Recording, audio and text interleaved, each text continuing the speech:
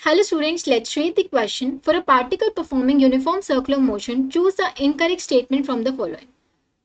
So हमें question में देखिए, अगर एक particle uniform circular motion perform कर रहा हो तो इन चारों स्टेटमेंट में से हमें इनकरेक्ट स्टेटमेंट फाइंड आउट करना है. सो पहली स्टेटमेंट हम देखते हैं, magnitude of particle velocity speed remains constant. ये बिल्कुल सही है कि जो पार्टिकल की वेलोसिटी उसका मैग्नीट्यूड होता है वो कांस्टेंट होता है. यूनिफॉर्म सर्कुलर मोशन का मतलब ही यही है कि जब पार्टिकल हमारा सर्कुलर मोशन कर रहा हो उसमें जो उसकी स्पीड होती है वो कांस्टेंट होती है यूनिफॉर्म सर्कुलर मोशन में.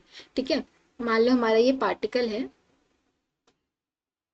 ये सर्कुलर पाथ पे मूव कर रहा है, ये इसका सेंटर है, ये इसका रेडियस वेक्टर है. ठीक है, अब जो पार्टिकल है यहाँ से अगर मान लो स्टार्ट कर रहा है तो इसकी जो वेलोसिटी होती है वो टेंजेंशियल होती है. ठीक है, इसके परपेंडिकुलर होती है रेडियस वेक्टर के. तो ये जो इसका मैग्नीट्यूड होता है, हर पॉइंट पे इसकी जो डायरेक्शन है वो तो चेंज हो रही होती है, लेकिन इसका जो मैग्नीट्यूड होता है इस वेलोसिटी का, जो कि इसको हम स्पीड बोलते हैं, वो हमेशा कांस्टेंट रहता है. तो कांस्टेंट स्पीड के साथ ही मूव कर रहा होता है, बट इसकी जो डायरेक्शन है वो चेंज हो रही होती है वेलोसिटी की. ठीक है, तो पहली स्टेटमेंट बिल्कुल करेक्ट है कि magnitude of particle velocity remains constant, ये तो ठीक है. Second, particle velocity remains directed perpendicular to the radius vector, ये भी सही है. जैसे कि मैंने अभी बताया कि जो वेलोसिटी होती है ये रेडियस वेक्टर की हमेशा परपेंडिकुलर होती है. अब इस मोमेंट पे देखूं मैं, ये रेडियस वेक्टर मेरा यहाँ है, ठीक है, इस मोमेंट पे बोलूँ तो वेलोसिटी यहाँ पे होगी परपेंडिकुलर और रेडियस वेक्टर मेरा कहाँ होगा, ऐसे. ठीक है, तो radius vector and velocity vector हमेशा परपेंडिकुलर होते हैं, तो ये स्टेटमेंट भी बिल्कुल ठीक है.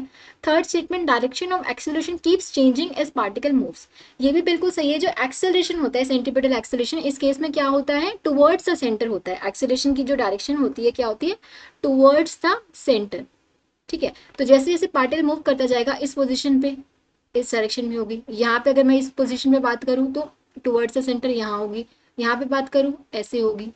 ठीक है, तो इसकी जो डायरेक्शन है वो हमेशा क्या होती जा रही है, चेंज होती जा रही है. ठीक है, टुवर्ड्स द सेंटर रहती है बट हर मोमेंट पे ये चेंज हो रही है. तो थर्ड स्टेटमेंट में बिल्कुल ट्रू है.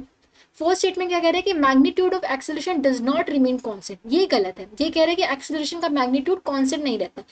एक्सेलरेशन का मैग्नीट्यूड कांस्टेंट रहता है जिसकी वैल्यू क्या होती है, वी स्क्वायर बाय आर. अब वी की वैल्यू कांस्टेंट है, स्पीड की वैल्यू तो कांस्टेंट रह रही है, तो वी स्क्वायर बाय आर जो हम निकालते हैं वैल्यू, ये भी कांस्टेंट रहती है, बस इसकी डायरेक्शन हमेशा चेंज होती रहती है. सो फोर्थ स्टेटमेंट हमारी इनकरेक्ट है, तो हमें इनकरेक्ट स्टेटमेंट ही फाइंड आउट करनी थी.